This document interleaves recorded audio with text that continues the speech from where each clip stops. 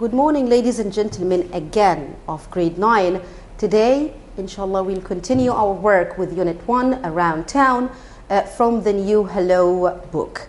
So I would like to start from where I ended last time, so I thought that a little exercise would be beneficial. So let's start warming up here and try to answer these multiple choice questions. The first one is they arrived. We have to use the right preposition here. They arrived 5 o'clock. That's at 5 o'clock. So the answer is D.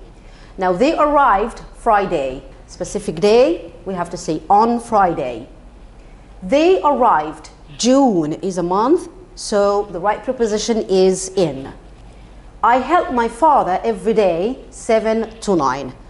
Usually we say at 7, but because we have the preposition to and then 9, it means that we have to use from 7 to 9. Now my brother was born 16th of May 2012. Now we have to use a specific a preposition because we are dealing with a date. So here we have to say on the 16th of May 2012. Can we talk later? I'm busy the moment. I'm busy at the moment. Next, they'll be here a moment. We just said that we can say at the moment, but I'm referring to that we are doing that, or we will be here after a moment from now. So we say in a moment. We usually say in a minute rather than in a moment. I'll see you the morning. Definitely the parts of the day we usually say in the morning, in the afternoon, and so on. I'll see you Friday morning. I'll see you on Friday morning, just as usual. I'll see you, is it at next Friday, or in next Friday, or on next Friday, or next Friday? We usually don't have to use any preposition here. So the right answer is next Friday. We don't have to use at, or in, or on.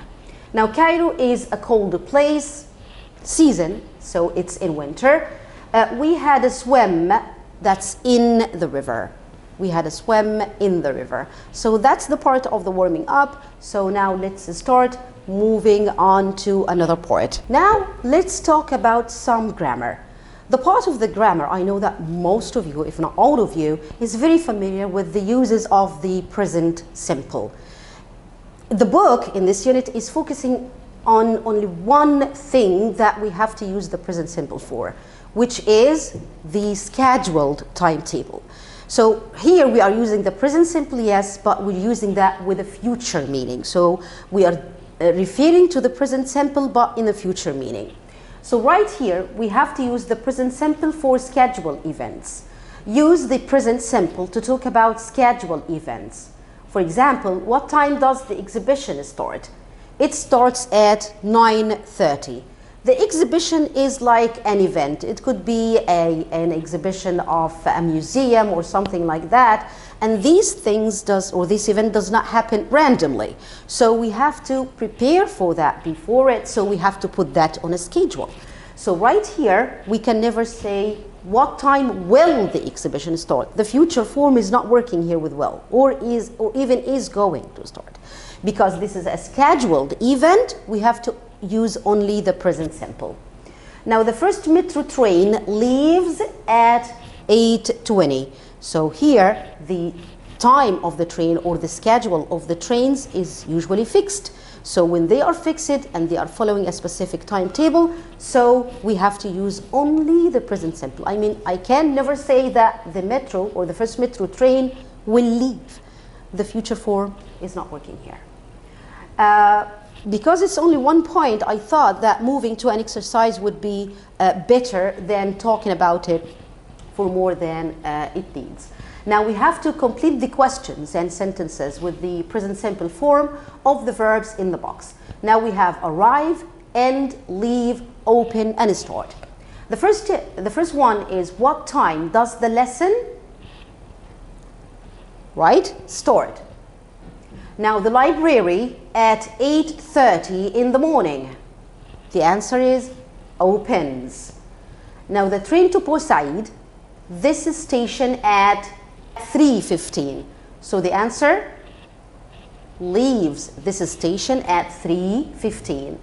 Now the film hasn't finished it at 9 o'clock. The last one, when this plane. When, of course, this is a question form in the present simple, and I need an auxiliary verb or a helping verb for the question. It's usually does when your subject is a singular one. So this plane is a singular subject, means that I have to use does and not do. When does this plane, where's the verb? Arrive. When does this plane arrive? That's the answer. So we always use arrive or start, for example, or the infinitive form of the verb whenever we have does as an auxiliary verb in the question. Now it's time for some reading. Right here, I will try to read the text and then answer the questions that based on it. Here, I love traveling by train because it's interesting. By the way, this is a reading text that is coming from your school book, okay? Because it's interesting to look out of the window. In one journey, you can see ferries crossing the Nile, green valleys, peaceful villages, and busy cities. Trains are often fast and comfortable too. Egypt has the oldest railway in Africa. More than 800 million passengers travel by train in Egypt every year on 5,000 kilometers of railway. I take the train when I visit my grandparents in Edfu. It's my favorite journey. And that was written by Riham. Now, as Hannah is giving us another text, lots of people in Alexandria use the tram to travel around the city. It's a great way to travel. It's easy to use and it isn't expensive. The trams are electric, so they are better for the environment than other types of transport. Some of the trams in Alexandria are unusual. They have 2 floors. I like sitting at the top and watching the streets below. That is said by Hannah. According to this, we need to answer these questions. What does Riham like doing on the train? If we went back to the previous, what does she like doing on the train? She said, I love traveling by train because it's interesting to look out of the window. So the one thing that she likes is looking out of the window. That's the answer of the question. The next question is, whenever we feel that we need to go back to the text, of course this is an easy text. It's not something that you should care for. But the thing is, I'm telling you that if you want to,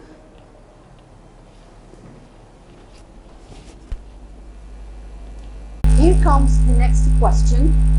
Question number 2, how many passengers travel by train every year in Egypt? Definitely we have to go to the passage. If this is an easy passage for you, I know that you'll be able to do it, but whenever you need to find the answer from the text so that you can be more accurate, you do that very easily. So we go back to the text.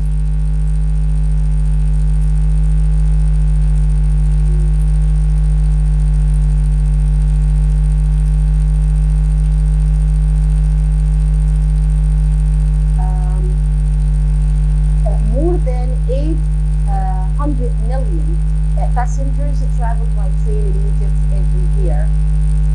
That's it.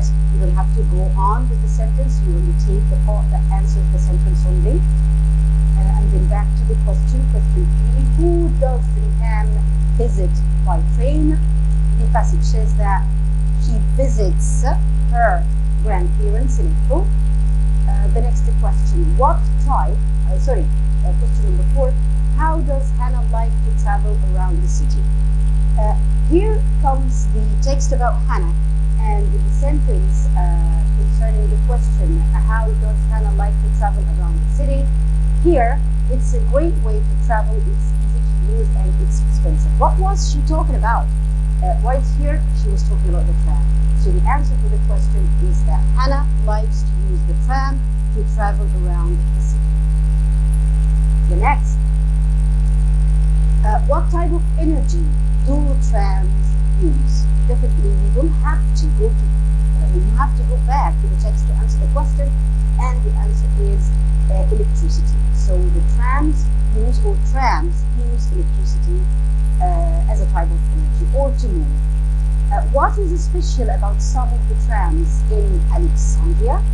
Let's go back to find out here. They are better for the environment and blah blah blah concerning the electric part. But here, some of the trams in Alexandria are unusual. How unusual they are? They have 2 floors, unlike sitting at the top and watching the streets below. So if we come to the point, what is special about some of the trams in Alexandria? The answer is that some of the trams have 2 floors, and it's great to sit at the top floor and watch the streets and the sceneries of the city. Now here we have some language notes, language function notes. That part that you're dealing with will usually help you with the dialect question. In the exam, you know that you have a dialect question in the exam paper. You have 5 missing parts that you have to complete. Some of them are questions and others are answers. The language function that you will be studying in the new Hello book will help you complete or finish the missing parts in any of the dialects that you need. Sorry. The first thing here is it's mainly about making suggestions and how to respond about that. So if you're making a suggestion here, you say let's, or shall we, or could we, or why don't we. All these types, let's is definitely a sentence, shall we, could we, why don't we, are all types of questions, but all of them are followed by the infinitive form. So we can say that let's watch a movie, or shall we watch a movie, or could we watch a movie tonight, or why don't we watch a movie tonight. So in all cases, we only could use the infinitive form of the verb, and then we complete the form of the question. Another way of making suggestions is how about and what about, or what about and how about. But both of them are followed by the ing form. So I can say, what about watching a movie on TV? Or what about going, or how about going to the cinema? So in this case, how about and what about are followed by the ing form of the verb. Responding. If you agree, sometimes you agree for the suggestion, or agree on the suggestion, or sometimes you refuse. Refusing must come politely. You don't have to say no, I don't want to do it. It's hard to say that. As for the approval, how to express your approval, here you can say, it's a good idea, or that sounds great, or sure, why not, I'd love to, or I'd love that, what a brilliant idea, okay, let's do it, and so on. We have so many ways to show that we approve, or we can do the suggestion that anyone gives. Now, in order to refuse politely, you can say, sorry, I'm busy, I am not very keen on whatever the action. So if your friend is telling you, for example, or is saying, shall we play tennis? And you want to refuse politely, you can say, I am not very keen on playing tennis. So on here is followed by the infinitive form. You don't have to say I'm not very keen on, and then you stop. No, you have to complete. I'm not very keen on, and then what the action that you're talking about, adding an ing. Now, I'm afraid I can't. I don't think so. Maybe later. So here you are suggesting that this action is okay, but not now, right? So these are the ways of responding to the suggestion of something. Last time I gave you a quick look at the form of writing an email, and I told you that I'm going to give you something that looks exactly like an email. Here is one that is coming from our school book, and it's written for a purpose. What I want you to focus on is that here Reem is writing to us. Reem is writing to us. I want you to focus on how many paragraphs are there and what does each paragraph contain. So, hi Anne, this is what I'm listening. I'm looking forward to our trip to the Ormond Garden. The garden opens at 9 a.m. and it takes about an hour to get there by car. What time shall we come to get here? So the first paragraph, if you look at the opening or the introduction of the email, it's just that she's referring to something that they are planning to do next week maybe. But here she's giving her a question. This is not that kind of rhetorical question that the writer is writing in the reason, because Azza is going to reply for this email, and she's going to write another email of her own. This question must be answered in your email if you are writing Azza's reply to the email. The next, the online reviews are fantastic. The garden is very big and there is lots to see. Which garden is she talking about? Definitely the garden of Ormond Garden. So in the second one, she's giving details about something she mentioned in the first paragraph. Make sure that you wear comfortable shoes. She's giving her an advice. Now I'm sending you a map of the garden. You can see white flowers and plants from all over the country. There's also a small lake and museum. What would you like to see first? So with every paragraph here, she ended with another question that Azza needs to answer in her reply. So the first thing is she mentioned, she gave in the introduction something about the Ormond Garden, and here she gave us full details or full description about the garden in order to encourage her friend for the visit to the garden. The last paragraph, we could bring, and here she's giving her friend some suggestions. So we could bring some food with us, or we could go to a nearby cafe for lunch. What would you prefer? Still a question that Azza needs to reply. There is also a lovely shop near the garden that sells pottery and jewelry. So she's just giving her a hint that some souvenirs can be bought for their friends, family, or whatever. See you Saturday, and then read. So right here, you have to end this using see you Saturday, see you later. That's it for now, because this is an informal email. You are writing to your friends. You can end it using your everyday language, all right? Next here, your assignment, that should be your assignment, is to write Azza's reply to Rina's email, but remember to start and end your email correctly. Don't forget to start your email with greeting, with the introduction, the one thing that you have to mention and then give details about in the following paragraphs of the email. Answer Rina's 3 questions. For every paragraph, she gives a main question, or she gives Azza a main question to reply or to answer. Now check your work for correct spelling and punctuation. And mainly, this is the last thing that we look at whenever we do our writing tests.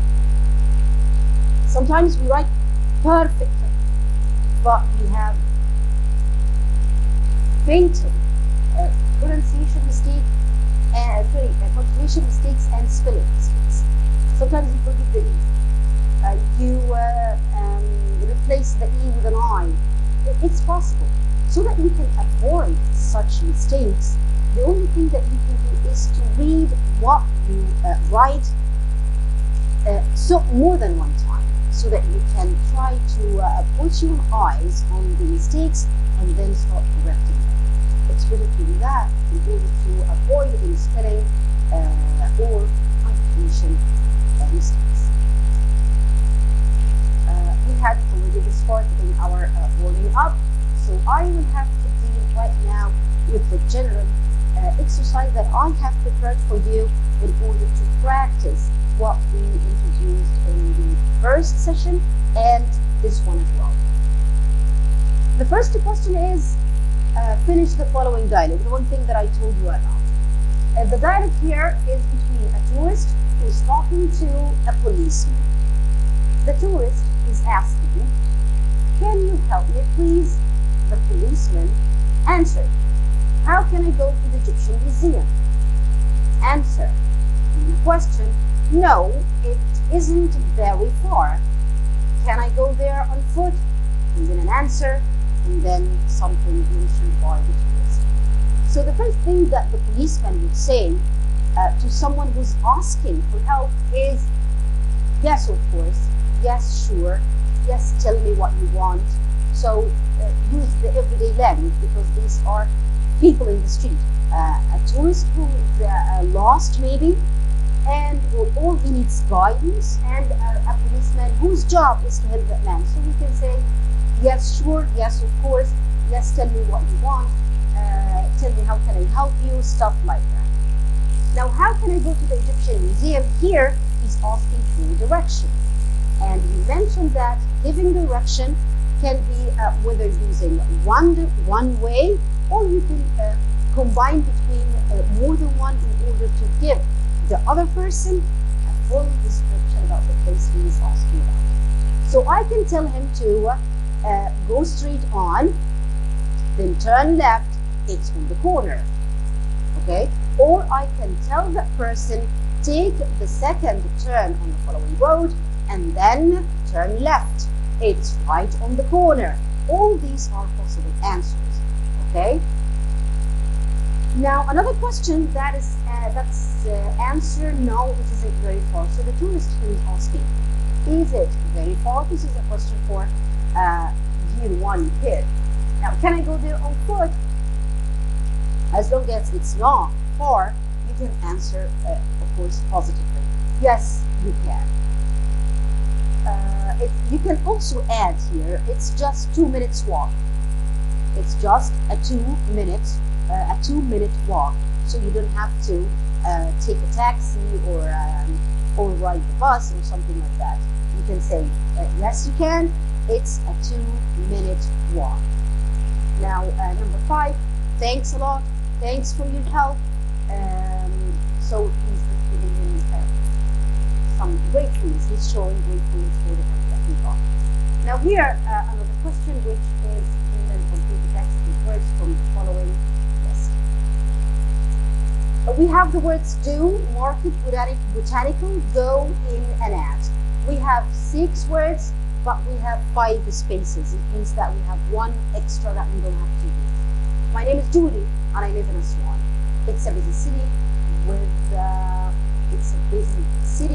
about 1.5 million people, and there is a lot space the weekend.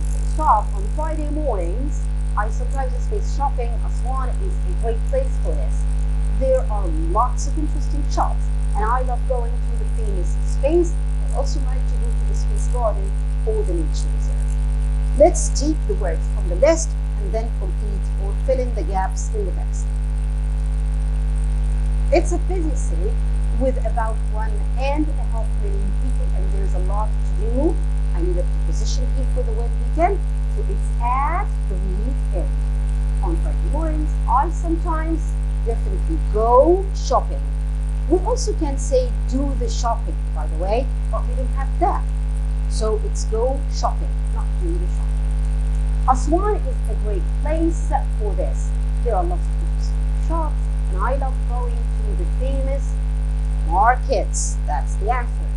Market needs an S here, so we can add it if we want. Markets. I also like to go to the botanical garden or the nature reserve. This time we have 5 words and 4 spaces only. We have the word platform, leaves, traffic, on, and station. I'm going to spend my holiday in Alexandria. I will go to the railway station early. My train leaves at 8 in the morning, so I am going to get up early. I hope the space won't be heavy. Definitely the person who's traveling maybe have some bags like luggage, but this word is not mentioned. So the only thing that he wishes not to be heavy is the traffic. And he means that he wishes that it's not very crowded in the streets and roads are moving smoothly. I hope the traffic won't be heavy to reach the station on time. Is it correct to say in time and on time? We mentioned before that in time means maybe 5 minutes before or 5 minutes after, but on time means that you are specifically here or there exactly on the time that you should be. Now here's something about the vocabulary. It's choose the correct answer, but I want you to start by telling me that the choose questions are usually 6. Half a mark for each, so the choose question is only like 3 marks. 3 marks are not many, okay, but that doesn't mean that it's a question that I can make mistakes in. No. The thing here that you have to focus, what are the questions is very, very specified in the questions, and he's giving you 6 things. One of them is about the definition. The other is about the synonym, and then the antonym, the prefix, and the suffix. The last thing is the equivalent, or something. What does the word refer to, and what does the word mean in the sentence? Because we have one word that may have like 3 or 4 meanings. All right. So these are very specific questions. 6 questions that you will see in the multiple choice question. Nothing is going to be unfamiliar for you. So pay attention to the first one. For example, a large park or open area where scientists study plants and trees and people can visit is called a or an. He's giving you the definition here, and he's asking you to pick up the right one. Is it white flower, or aquarium, or botanical garden, or fairy? Definitely the answer is botanical garden. We had all the definitions, all the important definitions in the unit in the first session, and we discussed them in brief, yes. Now the antonym of natural can be, we have in natural, man-made, unnatural, both B and C. Definitely we can say man-made. I know that something natural, it's made by the creator, Allah subhanahu wa ta'ala. Or we can say it's unnatural. So I can't use any of these. I can only take B, both B and C. Now, peacefully is the antonym of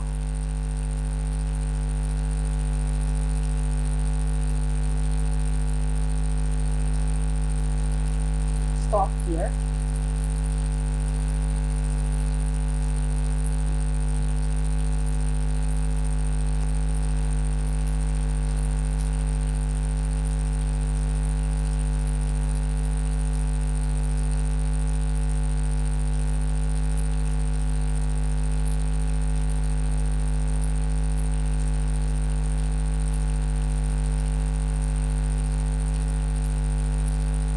Question number 3, peacefully is the antonym of noisily, because peacefully refers to being quiet, calm.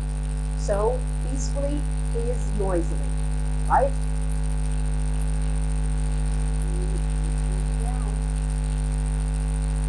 Right?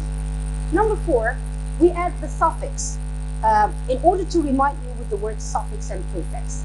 The suffix is a syllable of a word, a part of a word, that is usually added to the end of the sentence in order to change its meaning. Maybe it can be a verb and you are turning it into a noun or into an adjective, or it can be an adjective that you're turning into a noun or into an adverb maybe. So it depends. So the one thing that I want you to focus on now is that the suffix comes end of the word, but the prefix is usually a part that is added at the beginning of the sentence also in order to change its meaning. Maybe it can give the opposite. Mostly, it can give the opposite. And it's used for other reasons as well. Let's not go deep now for the suffix and the prefix, because we're going to have so many different types of them along the units that we're going to study. So we add the suffix, which is of course at the end of the word, to make an adjective from the word here. We have here. Question 6. There are attractive buildings and gardens in Ismailia. Attractive means bored, boring, excited, or beautiful. Definitely the same meaning of the word is beautiful. That's the end of our exercise and the end of our session. I hope you enjoyed it. Till we meet again, goodbye.